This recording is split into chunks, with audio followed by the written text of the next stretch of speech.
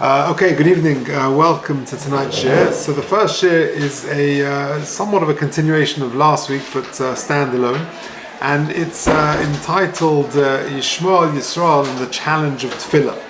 I mentioned last week, of course, we find ourselves in a very challenging situation, and I mentioned the pasuk from Parshas Balak, Oimi Yichya Misumay Kel, and that it's a reference to the fact, as the Pirkei Rebbe that HaKadosh Baruch Hu places his name in Yishmael and Yisrael, alluding to the Koach Tefilla of Yishmael, and perhaps one of the ways to counter the dangers of the time is through Tefillah. And last week we focused on the power of Tefillah with the various ideas and thoughts that we shared last week. What I want to focus on tonight is a different aspect, the challenge of Tefillah. Why is it that we find Tefillah so difficult? The Gemara says in Brachas, if you look at the second page of your handout, this is if you're listening online, email me please at j.golker@gmail.com, I'll send you the handout. The Gemara in Brachas, Daf Lamed Beis, Omen Beis, acknowledges the challenge of Tefillah. The Gemara says, Ton Rabbanan, Arba'at Tzrichim Chizuk. There are four things which need constant sort of focus and effort and encouragement. And one of them is, of course, Tefillah. And it needs constant strengthening. Why is that? What is so challenging about Tefillah? So just a couple of points I want to bring out, which I hope will shed some light on this. One idea, which is not on the sheet, but it's a beautiful idea that I saw, relates to this week's parsha. Parshas Chayesara. We have, of course, the shidduch of Yitzchak and Rivka. And the pasuk says that the first time Yitzchak sees his wife-to-be, he's in the field. The pasuk says, Vayetze Yitzchak losuach basodeh. And the Gemara darshans, this losuach, and Rashi brings it, is a loshen tefillah. And this is the makar for tefillas mincha. Yitzchak instituted mincha. Interestingly, the Rashbam gives a different pshat in losuach. He said, Losuach, we understand it always to mean the sikha, like a conversation. He goes out to the field to converse, and it's an expression of tefillah. But actually, the Rashbam, one of the Rishonim, the grandson of Rashi, he says that it's an expression of planting. He brings rice for it, and the point is that just as like for example, siach hasodeh, the pasuk says, the vegetation. So it's an expression of planting. So what is the connection between planting and tefillah? So I once read some time ago a beautiful explanation that Rabbi Ephraim Shapiro quotes of his father, Mordechai Shapiro. I think his name is Mordechai Shapiro. He says that when you plant, you don't, the results are not immediately visible. And that's exactly the problem with tefillah, as it were. The results are there, it will happen, but it's just not immediately visible. If we, one of the boys in school yesterday, I think it was, told me, we were discussing Tefillah and Shacharis, and he says that he finds it challenging because it's so intangible. You're praying, it's almost in a vacuum, as it were, and it's so hard. That's right. That's exactly Losuach Basodeh. Losuach is an expression of planting, that just as planting, the results are not immediately visible, well, so too words as well. We don't see the immediate results, and that's one of the factors that make Tefillah challenging. And another thing that makes Tefillah challenging is they don't always seem to work. Sometimes we daven and daven and daven for something, and it seems like it just didn't work, and that's very disheartening. So I want to share two stories which I think will give us a little bit of perspective on this. The first story relates to a person called Nachshon Waxman. Now maybe you remember him. In fact, if I'm not mistaken, I think it was his yahrzeit recently, his 20th yahrzeit. It's a tragic story, but I think it brings out an important point. Nachshon Waxman was a chayal. He was a young man who was learning in a Hesder yeshiva, and he was a frum chayal.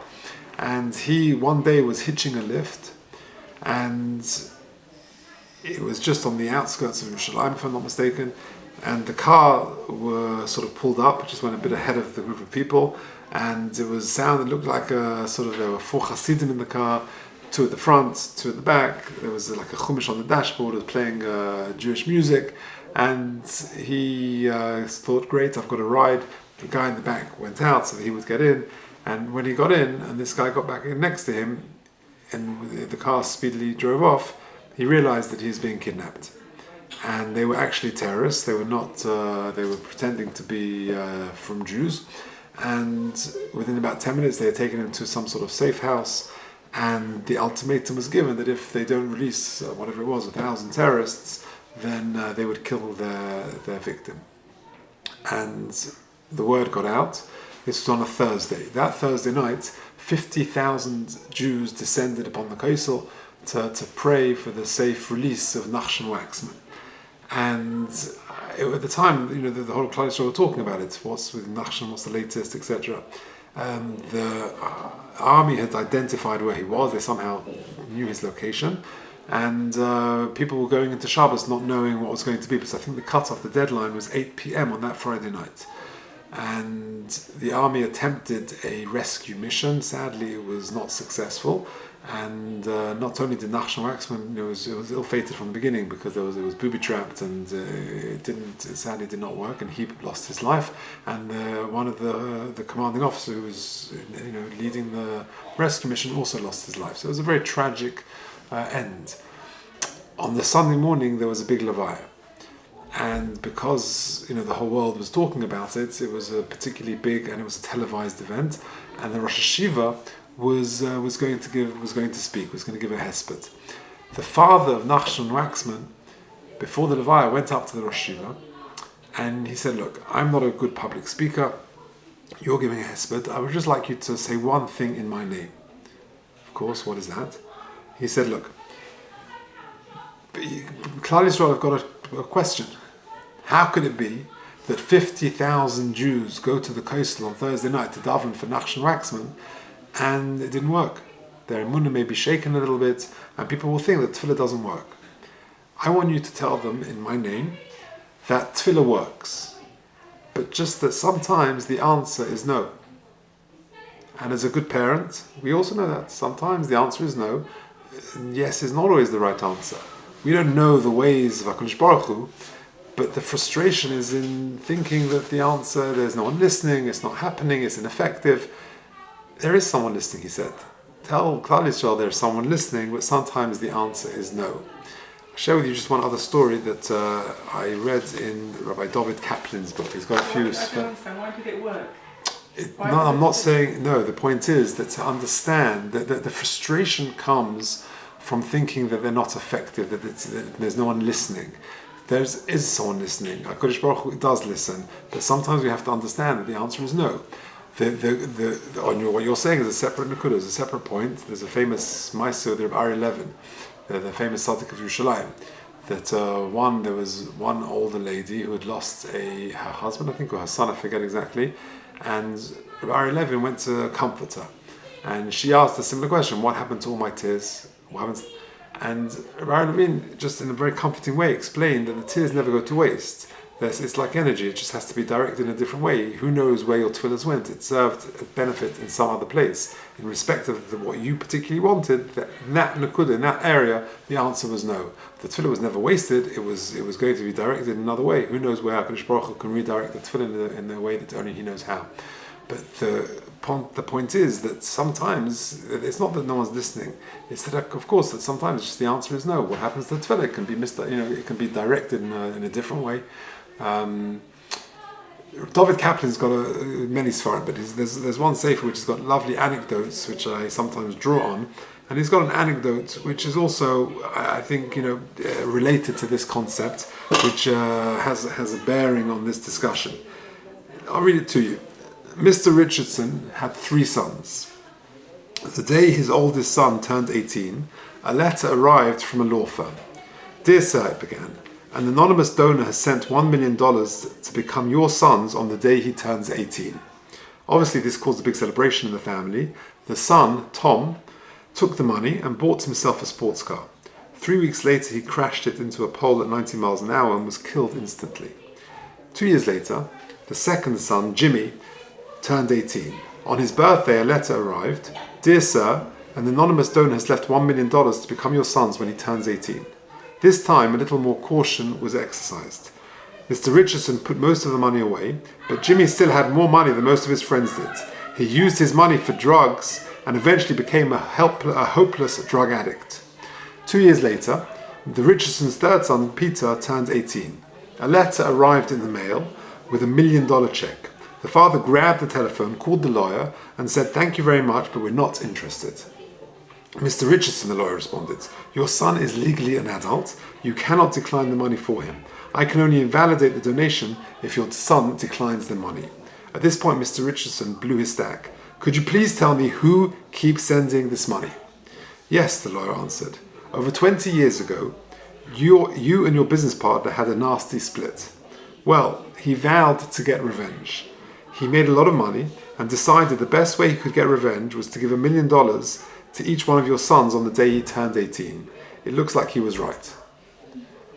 So it's a tragic story, but people often wonder why HaKadosh Baruch Hu doesn't give us exactly what we daven for when we ask for it. Even though we daven, we don't seem to receive what we order. And the answer is sometimes HaKadosh Baruch Hu knows what we need and what we don't need. And asking for certain things may not be, in the grand scheme of things, whatever the master plan may be, not consistent with what is good for us. So we have to bear that in mind. Just one final word. The last week we offered words about the importance of Tefillah, the power of Tefillah. Just want to share just one final point. There are many obstacles at Tefillah. Please God, next week will be the final session, just discussing sort of strategies for more effective Tefillah. But there's one very powerful idea of the Vilna Gaon. The Vilna Gaon says, why is it there are so many obstacles for Tefillah? Why is it that it's one of the Daled Dvarim, which needs constant strengthening? So the Vilna Gaon says an amazing thing. Kashem shekol hagodol mechaveira yitzra godol himenu. In the same way that the greater the person, the greater his Yetzer Hara, the Gemara says the Gaon, hu hadin legabe mitzvahs. The greater the mitzvah, the more the Yetzer Hara tries to make us not do it. The more the resistance, the more, because he realizes what's at stake. So, on the contrary, the fact that there are so many obstacles for Tefillah shows us the importance and the power of Tefillah. And I think that itself is a source of chizuk as to the power of Tefillah. So why is Tefillah so difficult?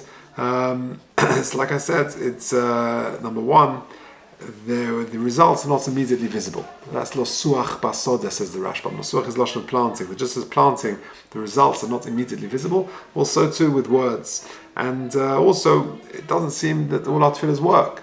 But to understand that the tefillahs, sometimes the answer is no. And sometimes HaKadosh Baruch Hu just knows what's best for us, and it's not in our interest for this, it's not in the grand master plan, this is not the desired result, we just are not privy to it, that's all. So we have to daven and we have to try and use Hishtadlus, and to also understand that there are many obstacles for Tefillah, but because the Yetzer Hara, says the Vilna Gaon, recognizes the power of Tefillah. Okay, leave that.